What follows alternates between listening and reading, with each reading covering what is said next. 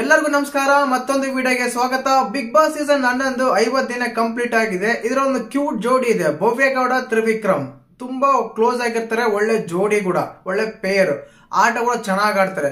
ಇಲ್ಲಿ ಬರುವ ಕೆಲ ಆರೋಪಗಳೇನಂದ್ರೆ ತ್ರಿವಿಕ್ರಮ್ ಇಲ್ಲ ಅಂದ್ರೆ ಭವ್ಯಗೌಡ ಜೀರೋ ಅಂತ ಕೆಲವರು ಭವ್ಯಗೌಡಿಂದಾನೆ ತ್ರಿವಿಕ್ರಮ್ ಇದಾರೆ ಅಂತ ಇನ್ನು ಕೆಲವರು. ಮತ್ತೆ ಇಬ್ರಲ್ಲಿ ಯಾರು ಸರಿ, ಯಾರಿದ್ರೆ ಯಾರು ಜೀರೋನಾ, ಇಲ್ಲ ಇಬ್ರು ಸಪ್ರೇಟ್ ಗೇಮ್ ಆಡ್ತಾ ಇದಾರಾ, ಇಲ್ಲ ಇಂಡಿವಿಜುವಲ್ ಗೇಮ್ ಆಡ್ತಾ ಇದಾರಾ, ಇಬ್ರಲ್ಲಿ ಯಾರು ಸರಿ, ಯಾರಿಲ್ಲ ಅಂದ್ರೆ ಯಾರು ಇರಲ್ಲ. ಇದ್ರ ಬಗ್ಗೆನೇ ಮಾತಾಡೋಣ. ದಯವಿಟ್ಟು ಚಾನಲ್ ಯಾರು ಹೊಸ ನೋಡ್ತಾ ಇದ್ರೆ ಮಿಸ್ ಮಾಡ್ದಾನೆ ಸಬ್ಸ್ಕ್ರೈಬ್ ಮಾಡಿ, ಲೈಕ್ ಮಾಡಿ, ಶೇರ್ ಮಾಡಿ.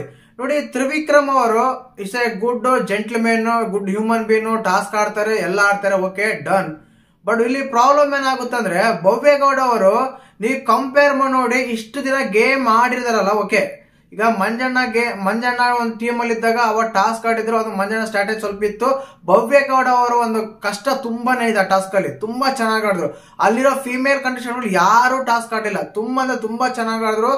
ಎನಿವೇ ಅದ್ರ ಬಗ್ಗೆ ಮಾತಾಡೋ ಒಂದು ಇದೇ ಇಲ್ಲ, ಅಷ್ಟು ಚೆನ್ನಾಗಿ ಆಡಿದ್ರು.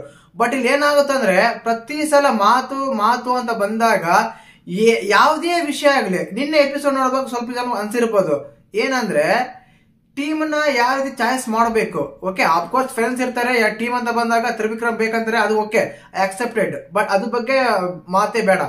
ಈಗ ಏನಾಗುತ್ತಂದ್ರೆ ಅವರು ಕನ್ವಿನ್ಸ್ ಮಾಡ್ತಾರೆ, ಎಲ್ಲಾರನು ಕನ್ವಿನ್ಸ್ ಮಾಡಿದ್ಮೇಲೆ ನಮ್ಮ ತ್ರಿವಿಕ್ರಮ್ ಅವ್ರು ಹೋಗಿ ಭವ್ಯಗೌಡ ಹತ್ರ ಹೇಳ್ತಾರೆ, ನೀನ್ ಕನ್ವಿನ್ಸ್ ಮಾಡ್ತಿರೋದು ಅಷ್ಟು ಕಾಣ್ತಾ ಇಲ್ಲ, ಇನ್ನೂ ಚೆನ್ನಾಗಿ ಕನ್ವಿನ್ಸ್ ಮಾಡೋ ಅಂತ.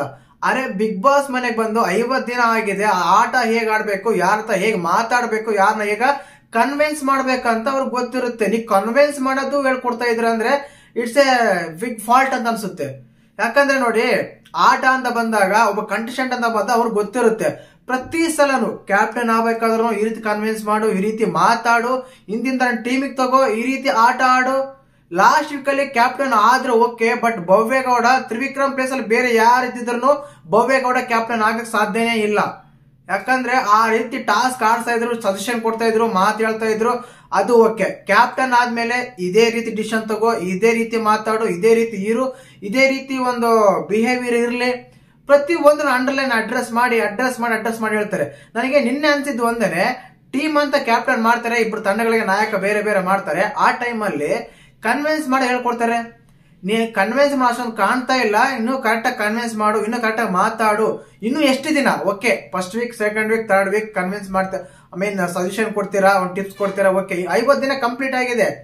ಇಲ್ಲಿ ನೀವು ಕೊನೆಗೆ ಒಬ್ಬರೇ ಗೆಲ್ಲೋದಿಲ್ಲ, ನೀವು ಗೆಲ್ತಾರೆ, ಇಲ್ಲ ತ್ರಿವಿಕ್ರಮ್ ಅವ್ರು ಗೆಲ್ತಾರೆ, ಇಲ್ಲ ಭವ್ಯಗೌಡ ಗೆಲ್ತಾರೆ. ಇದರಲ್ಲಿ ಸಬ್ಸೆಪರೇಟ್ ಇಂಡಿವಿಜುವಲ್ಗೆ ಮಾಡ್ಲೇಬೇಕು. ಅವ್ರು ಸ್ವಂತ ಒಂದು ಡಿಸಿಷನ್ ಕೊಟ್ಬಿಡಿ ಅಲ್ಲ. ಅವ್ರು ಯಾವ ರೀತಿ ಕನ್ವಿನ್ಸ್ ಮಾತಾಡ್ಲಿ, ಯಾವ ರೀತಿ ಕನ್ವಿನ್ಸ್ ಮಾಡ್ತಾರೋ ಮಾಡ್ಲಿ, ಯಾರನ್ನ ಕರ್ಕೊಂತಾರ ಕರ್ಕೊಳ್ಳಿ. ನೀವು ಅವ್ರ ಟೀಮ್ ಅಲ್ಲಿ ಆಡ್ತೀರಾ, ಓಕೆ ನೋ ಪ್ರಾಬ್ಲಮ್, ಆ ಟೀಮ್ ಅಲ್ಲಿ ಹೋಗಿ ಆಡಿ ತ್ರಿವಿಕ್ರಮ್. ಬಟ್ ಇಲ್ಲಿ ಏನಾಗುತ್ತೆ ಅಂದ್ರೆ ಇಂಥವ್ರನ್ನೇ ತಗೋ, ಹಿಂಗೆ ಕನ್ವಿನ್ಸ್ ಮಾಡು, ಇದೇ ರೀತಿ ಮಾತಾಡು, ಒಬ್ರಿಗೆ ಇಷ್ಟೇ ಪಾಯಿಂಟ್ ಕೊಡು, ಇದು ಎಲ್ಲೋ ಸರಿ ಕಾಣ್ತಿಲ್ಲ. ಈ ರೀತಿ ಎಲ್ಲದಕ್ಕೂ ನೀವು ಸಜೆಷನ್ ಕೊಡ್ಬೇಕಾದ್ರೆ, ಟಿಪ್ಸ್ ಕೊಡ್ಬೇಕಾದ್ರೆ ಇಂಡಿವಿಜುವಲ್ ಗೇಮ್ ಎಲ್ಲ ಆಡ್ತಾರೆ ನಮ್ಮ ಭವ್ಯ ಅವರು, ಇಲ್ಲ ತಾನೆ.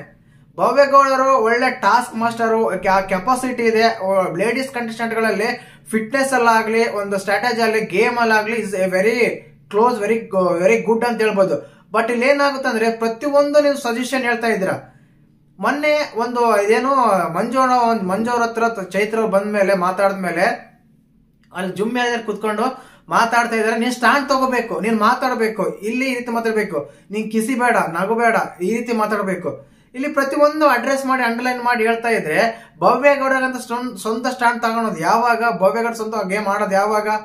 ಓಕೆ ಟಾಸ್ಕ್ ಅಂತ ಬಂದಾಗ ಆಡ್ತಾರೆ, ಬಟ್ ಇವೆಲ್ಲ ಬಿಹೇವಿಯರ್ ಹೇಗಿರ್ಬೇಕು, ಹೇಗ್ ಮಾತಾಡ್ಬೇಕು, ಟೀಮ್ ಯಾರನ್ನ ಚಾಯ್ಸ್ ಮಾಡ್ಬೇಕು, ಯಾರನ್ನ ತಗೋಬೇಕು, ಹೇಗೆ ಕನ್ವಿನ್ಸ್ ಮಾಡ್ಬೇಕಂತ ಹೇಳ್ಕೊಡ್ತಿರಲ್ಲ, ಇದು ಯಾಕೋ ಸರಿ ಕಾಣಿಸ್ತಾ ಇಲ್ಲ ಅನ್ಸುತ್ತೆ. ಏನಕ್ಕಂದ್ರೆ ನೀವು ಸೋಲಕ್ಕೆ ಅವರು ರೆಡಿ ಮಾಡ್ತಾ ಇದ್ರ ಅಂತ ಅನ್ಸುತ್ತೆ ನೋಡೋರಿಗೆ. ತುಂಬಾ ಕಮೆಂಟ್ಸ್ ಬರ್ತಾ ಇದೆ, ತ್ರಿವಿಕ್ರಮ್ ಅವ್ರಿಲ್ಲ ಅಂದ್ರೆ ಭವ್ಯಗೌಡ ಜೀರೋನ ಅಂತ. ಮತ್ತೆ ನಿಮ್ಗೆ ಈ 50 ದಿನ ಎಪಿಸೋಡ್ಸ್ ನೋಡಿದಾಗ, ಅಬ್ಸರ್ವೇಷನ್ ಮಾಡಿದಾಗ ಇದ್ರ ಬಗ್ಗೆ ಹೇಗೆ ಅನ್ಸ್ತಂತ ಕಮೆಂಟ್ ಮಾಡಿ. ಈಗ ನಾನು ಹೇಳಿದ್ದೆ ಸರಿ ಅಂತ ನಾನು ಹೇಳ್ತಾ ಇಲ್ಲ, ಕೆಲವರು ಕಮೆಂಟ್ಸ್ ಮಾಡ್ತಾ ಇದ್ರಿ ಬಗ್ಗೆ, ಅದ್ರ ಬಗ್ಗೆ ನಾನು ವಿಡಿಯೋ ಮಾಡ್ತಾ ಇದ್ದೀನಿ.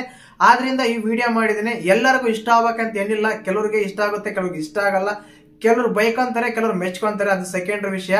ನನ್ಗೆ ಅನ್ಸಿದ್ದು ಈ 50 ದಿನದಲ್ಲಿ ಈ ರೀತಿ ಇರುತ್ತೆ ಭವ್ಯಗೌಡ ಮತ್ತು ತ್ರಿವಿಕ್ರಮ್ ಅವರ ಒಂದು ಮಧ್ಯದಲ್ಲಿ ಒಂದು ಕೋಆರ್ಡಿನೇಷನ್ ಅಂತ ಅನ್ಸುತ್ತೆ. ಮತ್ತೆ ಇದ್ರ ಬಗ್ಗೆ ನಿಮ್ಗೆ ಅಂತ ಕಮೆಂಟ್ ಮಾಡಿ. ಹಾಗೇನೆ ವಿಡಿಯೋ ಇಷ್ಟ ಆಗಿದೆ ಲೈಕ್ ಮಾಡಿ, ಶೇರ್ ಮಾಡಿ, ಸಬ್ಸ್ಕ್ರೈಬ್ ಮಾಡಿ.